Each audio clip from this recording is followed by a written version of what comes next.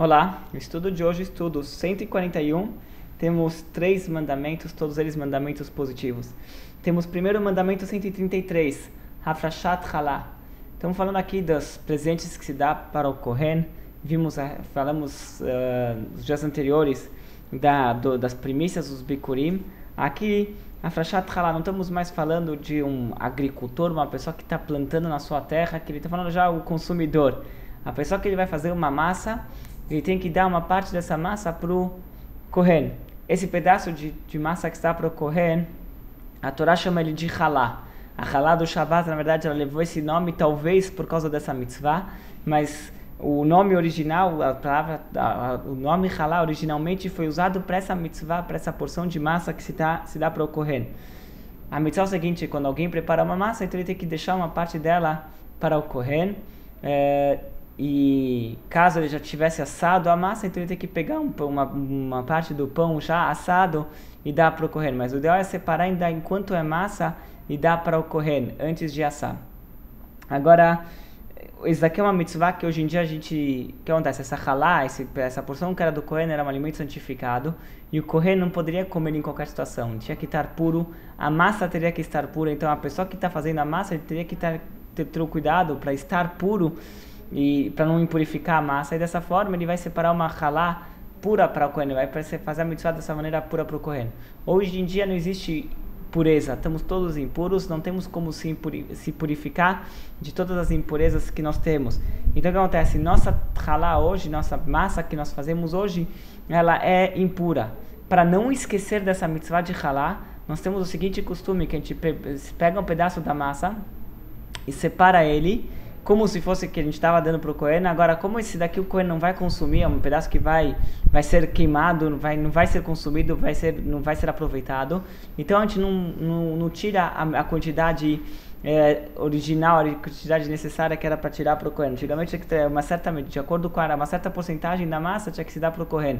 Hoje em dia que se não vai dar para o Kohen porque estamos impuros, o Kohen impuros, a massa está impura, o Kohen está impuro, ele não pode comer essa massa. Então a gente tira um pedaço pequeno só, simbolicamente, para lembrar. E apesar de ser um ato tipo para lembrança, não é a própria mitzvah, a gente mesmo assim faz a brachá, porque tem uma validade da mitzvah que a gente faz a brachá. E a brachá de Hafrashat Chalá, todas as pessoas que quando eles fazem massa, quando fazem a partir de 2 quilos de farinha, se faz essa brachá de Hafrashat Chalá, se cumpre essa mitzvah. O que se faz é que se queima essa massa. Esse pedaço da massa que se separa, a gente costuma queimá-lo até que não vai ter como aproveitar, ninguém vai fazer o erro de comer ele. Depois temos o mandamento 143, que é a parte do Kohen de cada animal puro que se abate. Quando a pessoa abatia o animal puro, ele tinha que dar certos pedaços, certos cortes que tinha que dar para o Kohen. Isso aqui não era só um sacrifício, era qualquer animal kasher, quando se fazia o abate, tinha que dar certas partes para o Kohen. Depois temos o mandamento 144, que a primeira tosquia deve ser dada ao Kohen. Quando a pessoa ele fazia, tosqueava a lã do seu rebanho, então uma certa quantidade, uma certa porcentagem ele tinha que dar para o Kohen. Isso aqui é uma mitzvah que é chamada Reshita Get, a primeira tosquia, que ele pega as primeiras partes, o comecinho da tosquia ele tinha que dar para o Kohen, separar e dar para o Kohen. Então a gente dá para o Kohen presentes tanto de grãos, assim como também a massa, a gente viu também carne, e agora a gente está falando até mesmo em vestuário, estamos falando aqui na tosquia, na lã que ele está tirando do animal, ele tinha que dar para o Kohen.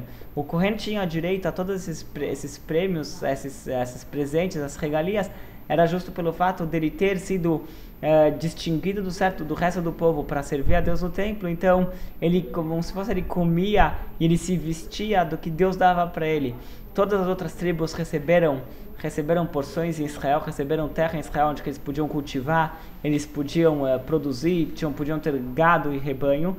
Já o Kohen, ele só ganhou cidades, ele não ganhou terra para o cultivo. Ele ganhou um pouco de terra em volta de suas cidades, mas era coisa pouca, nada, não eram grandes fazendas, ele não podia se tornar um grande produtor.